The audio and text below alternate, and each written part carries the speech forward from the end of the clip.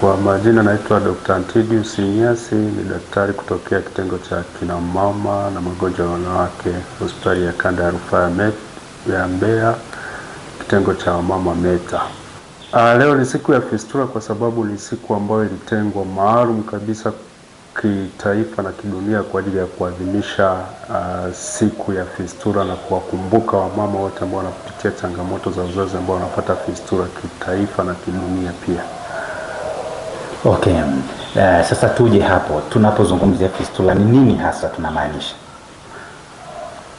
Fistula ni uwepo wa muunganiko kati ya viungo viwili vya mwili. Maana yake kati ya kiungo kimoja na kingine unakuta kuna tundu ambalo linaunganisha viungo hivyo, ambavyo kiuhalisia na kikawaida hilo tundu halikupaswa kuwepo. Kwa hiyo kwa namna yoyote ile ikitokea lile tundu limekuwepo, huwa linasababisha vile viungo vinaweza kucommunicate. Kwa hiyo ndo tunayoitwa fistula. Na kwa fistula ya uzazi maana yake tunaongelea ile fistula ambayo inatokana na pale mama anapokuwa anajifungua, anapitia ile process nzima ya uzazi. Kwa hiyo kitokea amepata ile tundu lika connect kati ya viungo viwili vinavyohusisha via vya uzazi, hiyo tunaita fistula ya uzazi, ambayo mara nyingi unakuta inatokea kipindi mama anapokuwa anajifungua. Umezungumzia fistula ya uzazi, maana yake kuna fistula ya aina nyingine ambayo inaweza kumpata yule ambaye hajapitia kwenye process hizi za uzazi? Ndio. Hii iko sipo fistula za aina nyingi. Kuna fistula inaweza ikatokea kwenye koo, kuna fistula inaweza ikatokea ndani tumboni, inategemeana na chanzo cha hiyo fistula. Lakini sisi kwetu sana sana tunadili na fistula hizo za uzazi ambazo zinatokea pindi mama anapokuwa anajifungua. Okay, tukija hapa kwenye hii fistula ambayo mama akiwa anajifungua anaweza kupata changamoto hiyo, inaanza hapo hapo au kuna dalili fulani ambazo anaweza kaziona awali?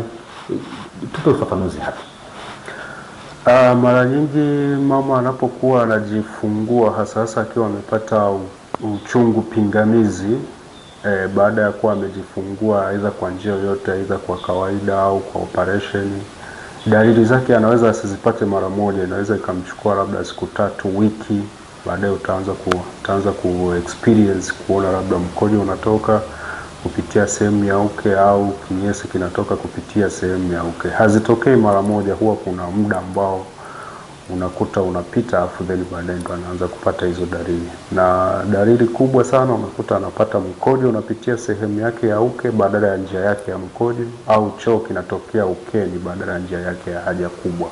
Kwa hizo ndo dalili mojawapo kubwa ambazo zinamtokea mama huyo ambaye amepata fistula. Na sababu gani hasa zinapelekea kuwepo huku kwa fistula hii ya uzazi? Kujifungulia nyumbani, ndoa za utotoni, au nini hasa ambacho mmebaini kwamba kinasababisha hasa kuwepo hasa kwa fistula hii ya uzazi? Vyanzo vikubwa au chanzo kikubwa cha fistula inayotokana na uzazi mara nyingi ni uchungu pingamizi. Kwa kitaalamu tunaita obstructed labor. Inaweza ikamkuta mama ambaye amejifungulia nyumbani au mama ambaye amejifungulia katika kituo cha huduma. Endapo mama huyu atapata uchungu pingamizi au uchungu wa muda mrefu, huyu yuko katika hatari ya kupata fistula, kwa sababu kipindi anapokuwa katika uchungu, kile kichwa cha mtoto kinakuwa kina mgandamizo wa moja kwa moja kwenye kibofu cha mkojo au sehemu ya haja kubwa. Kwa hiyo ule mgandamizo ukikaa kwa muda mrefu inapelekea ile sehemu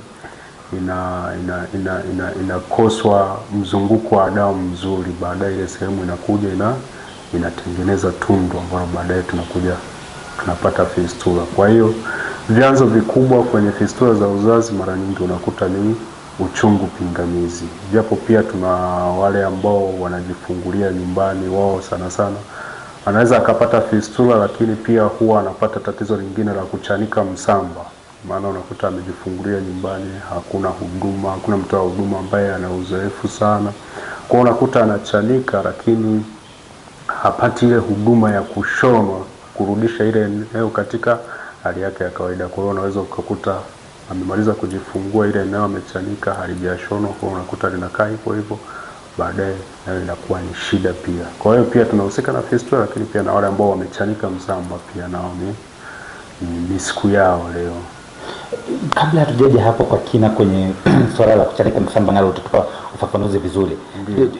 Jamii ina nafasi gani na serikali kwa ujumla katika kudhibiti, kusaidia hii fistula huenda kuitokomeza kabisa?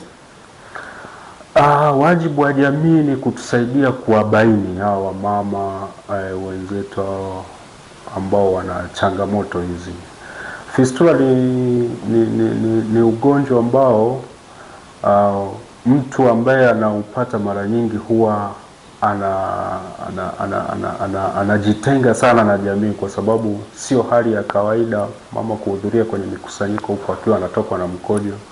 Muda mwingine unakuta sio kutokwa tu, unakuta wengine wananuka pia hadi mkojo. Kwa hiyo kidogo katika jamii inaweza ikamtenga kutokana na mazingira aliyonayo na hiyo hali ya mkojo na nini, au kutokwa kinyesi. Unaweza ukakuta mama anakuja kwenye mkusanyiko ananuka kinyesi. Kwa hiyo unakuta mara nyingi sio watu wa kuchangamana na watu, wanapenda kujitenga na watu, kujitenga na jamii kwa sababu ya tatizo lile alilonalo, asije akajiona vibaya mbele za watu. Kwa hiyo unakuta mara nyingi wapo hivyo.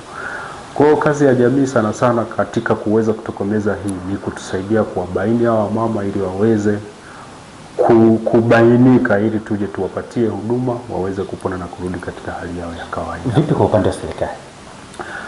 Serikali nayo ni the same kama jamii.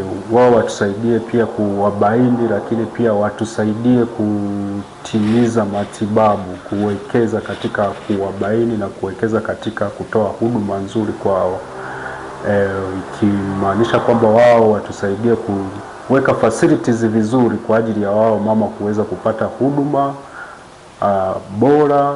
Watuwekee facilities nyingi ili mama kule aliko aweze kupatia huduma kule aliko, sio lazima asafiri aende kwenye hospitali kubwa na nini. Inabidi apatie huduma sehemu ambayo anatoka, hata kama sio kituo kile walau asafiri umbali mrefu. Mama huyu ameshapata fistula, kuna matibabu ambayo yanapatikana, mwisho wa siku anatibika kabisa na kupona, au bado kuna changamoto ya matibabu? Maana kumekuwa kuna dhana tofauti huko mtaani, huko kwenye jamii. Fistula inatibika. Huo ni ujumbe ambao ni mkubwa kabisa, kwamba fistula inatibika na matibabu yapo almost Tanzania nzima.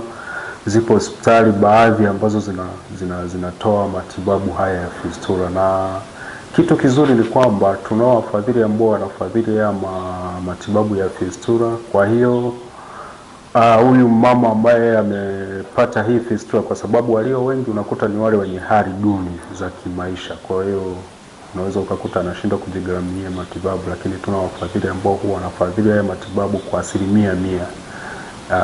Ufadhili wanagharamia matibabu ukiwa hospitali, wanagharamia chakula ukiwa hospitali, wanagharamia nauli ya wewe kutoka sehemu uliko kwenda hospitali yoyote ile kwenda kupata huduma ya fistula. Kwa hiyo matibabu yapo na fistula inatibika. Kwa hiyo tunaomba mama wajitokeze ili waweze kupatiwa matibabu, kwa kuwa matibabu ni bure. Baada ya matibabu anaweza karudi kuishi maisha yake ya kawaida, akaenjoy kama ni mke wa mtu fulani na kaishi maisha kama vile ambavyo alikuwa awali? Lengo la matibabu ya fistula ni kumrudisha huyu mama katika maisha yake aliyokuwa nayo kabla ya kupata fistula. Kwa hiyo baada ya matibabu tunategemea mama huyu atarudi katika jamii, aende kuchangamana na wenzake, arudi katika hali yake ya kawaida. Na wamama wengi ambao tumewatibu wote wanarudi katika shughuli zao za kawaida na wanachangamana na watu, wanaendelea na shughuli zao tu kama walivyokuwa pale mwanzoni. Kwa hiyo okay. Na wana changamoto gani katika jamii kwenye masuala ya kisaikolojia, lakini vile mtazamo wa jamii? Unatazamaje wanawake ambao wamepitia changamoto hiyo au walipo katika changamoto hiyo? Kutokana na zile changamoto za kutokwa na mkojo, kutokwa na kinyesi, mara nyingi jamii huwa inauchukulia ugonjwa wa fistula kama ugonjwa ambao sio kawaida kwa binadamu, kwa sababu mkojo ukishakuwa unatoka, unaweza ukakuta mtu anatembea ananuka, anatoa harufu. Kwa hiyo jamii mara nyingi huwa inawanyanyapaa wagonjwa, na usipomfahamu mapema unaweza ukakuta mgonjwa amenyanyapaliwa, amejitenga katika jamii, hapati msaada wa mtu yeyote. Kwa hiyo lengo letu ni kwamba tunawatoa wale wamama katika ile hali kuwaleta katika ile hali waliokuwa nayo mwanzoni, ili tuwarudishie tabasamu waweze kufurahi kama mama wengine ambao hawana changamoto hiyo. Okay, turudi sasa pale ambapo ulizungumzia kuhusiana na swala la kuchanika msamba. Tupe ufafanuzi, tatizo hili kitaalamu linafahamikaje na likoje hasa? Kitaalamu tunasema ni wale wamama ambao wamepata perimiotea.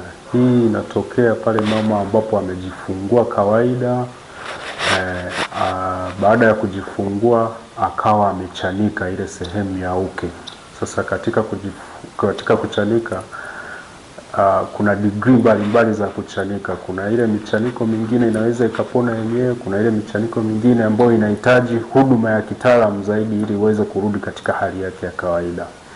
Kwa hiyo huyu mama ambaye amechanika, labda kama amejifungulia kituo cha kutolea huduma za afya, amechanika, ameshonwa.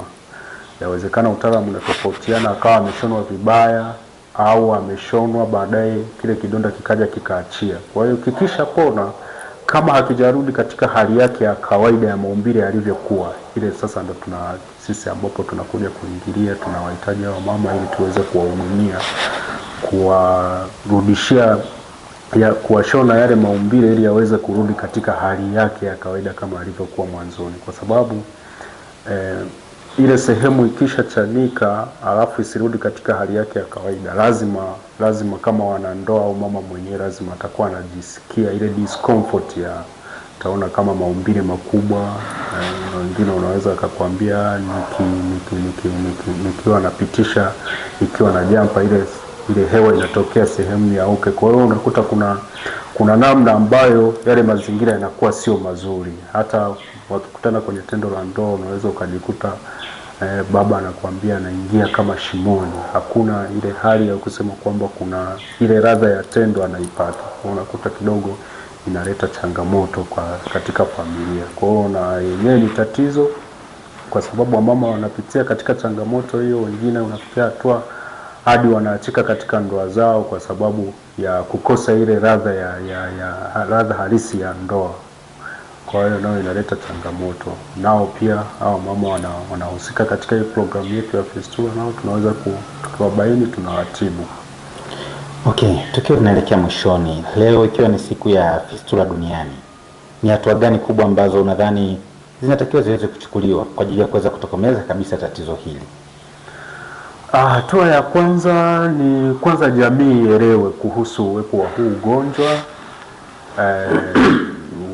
Jamii ielewe kuhusu uwepo wa huu ugonjwa, lakini pia jamii ijue kwamba huu ugonjwa unatibika. Sio ugonjwa wa kulogwa, sio ugonjwa wa kurithi, sio ugonjwa ni ugonjwa ambao unatokea kipindi mama anapokuwa anajifungua. Kwa hiyo hata matibabu yake yapo. Kwa hiyo jamii kishaelewa hiyo, itakuwa ni rahisi kwa jamii kuzisaidia sasa zile taasisi ambazo zinahusika katika kutoa matibabu, ili waweze kuwaleta wale wagonjwa, waweze kupatiwa huduma, waweze kurudi katika hali yao ya kawaida.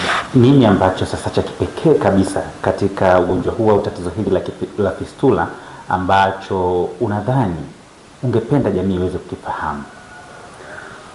Kitu cha upekee ni kwamba fistula inatibika. Jamii ifahamu kwamba fistula inatibika pale anapogundulika mama, labda kwa namna moja au nyingine wakahisi, hata kama hawana uhakika, wakahisi labda mama huyu ana changamoto ya fistula, aelekezwe sehemu ya kuja kutolea huduma za afya, aweze kuchunguzwa. Ikigundulika kweli ni fistula, aweze kupatiwa matibabu na arudi katika hali yake ya kawaida. Asante sana Dokta. Kwa yule ambaye pia ametufuatilia vizuri, unaweza ukamkumbusha jina lako, lakini vile vile namna ambavyo wanaweza kuwapata katika hospitali, lakini wito wako kwa ujumla ukimaliza hapo. Asante. Kwa kurudia kujitambulisha kwa majina, naitwa Dr. Antidius Inyas, napatikana hospitali ya Meta. Kwa yule ambaye nahisi atakuwa na changamoto, au kwa yule ambaye atabainika na changamoto, tunaomba wao mama wafike katika kituo chetu cha hospitali ya Meta. Huduma hii ya uchunguzi pamoja na matibabu inatolewa bure. Tunaomba watufikie muda wowote, tunapatikana. Wasisite kuja, watutafute kwenye namba zetu za simu. Muda wote tunapokea simu, muda wote tunawapokea, muda wote tunawachunguza, na muda wote tunawapatia matibabu. Kwa wafike kwa ajili ya uchunguzi pamoja na matibabu. Karibuni sana.